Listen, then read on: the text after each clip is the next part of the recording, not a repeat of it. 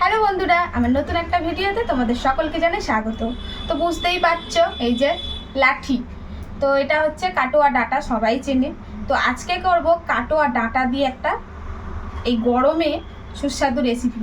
আর হুট করে কিন্তু গরমটা কিন্তু আবারও সেই আগের মতন পড়েছে, তাই না বন্ধুরা? তো এই গরমে একদম শরীর মন ঠান্ডা করার মতন একটা রেসিপি, আর এই রকম রেসিপি এই গরমের জন্য একদম উপযুক্ত। তো আজকে কি রেসিপি করব সেটা তোমাদের সঙ্গে শেয়ার করব।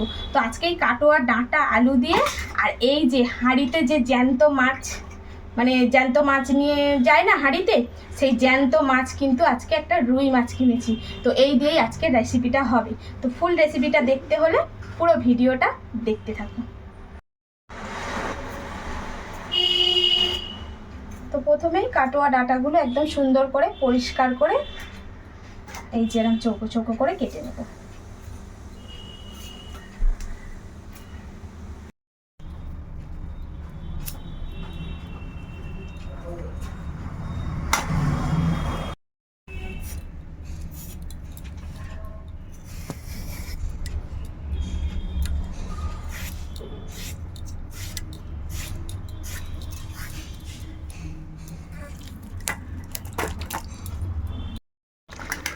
তো এই তো সমস্ত সবজিগুলো কেটে নিয়েছি। এখানে আছে ডাঁটা আর লম্বা লম্বা করে আলু।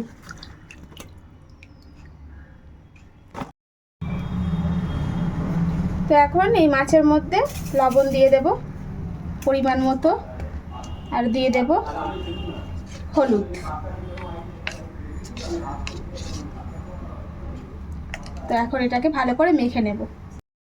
এই তো মাছটা একদম মাখিয়ে নিয়েছি। এখন মাছটা কিন্তু আমি ভেজে ফেলবো। এই যে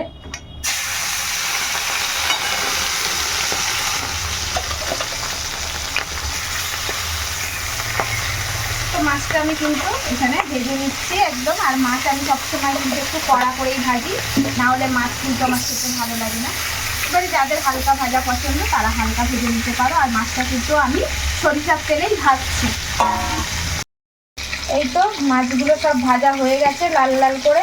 আর এইভাবেই আমি কিন্তু মাছটা ভাজি। আমি একদম মাছ একদম মানে ওই যে কাঁচা কাঁচা যেটাকে বলে না, আমি ওরকম মাছ ভাজা খেতে পারি না। এই যে এইভাবে লাল লাল করে ভেজে নিয়েছি। এখন মাছগুলো সব তুলে ফেলবো। মাছ ভাজা হয়ে গেছে, মাছগুলোকে তুলে নিয়েছি। এখন কড়ার মধ্যে যা তেল আছে এর মধ্যে এখন আলুগুলো ছেড়ে দেবো। তো আলুগুলো একটু ভাজা ভাজা করে নেব।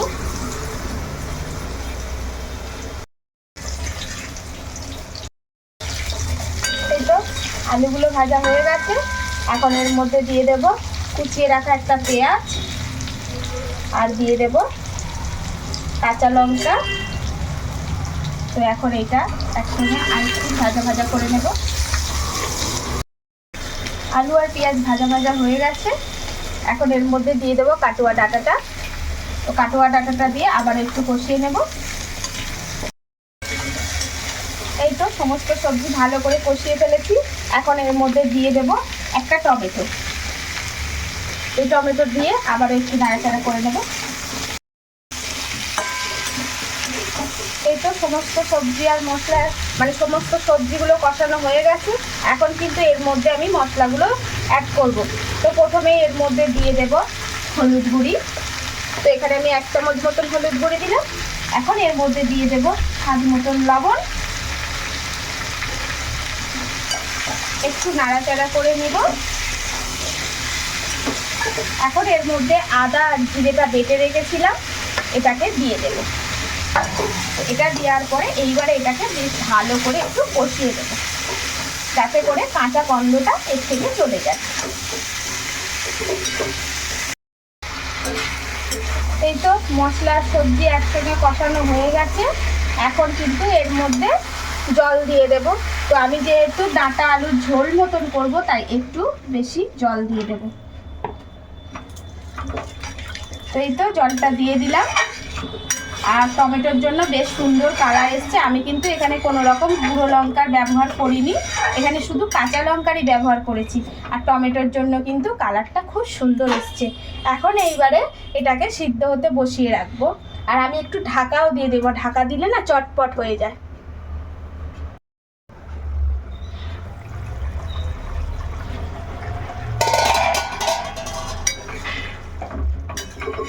সমস্ত সবজিগুলো সিদ্ধ হয়ে গেছে একদম, এই যে একদম, আর ডাঁটাগুলো কি সুন্দর গলে গেছে।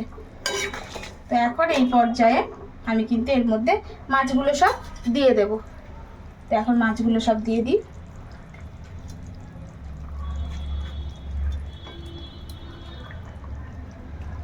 তো মাছগুলো দিয়ে একটু নাড়িয়ে চাড়িয়ে এটাকে আর মিনিট 3 মতন একটু ফুটিয়ে নেব। তো একদম রেডি হয়ে গেছে। এখন গ্যাসটা বন্ধ করে দিচ্ছি।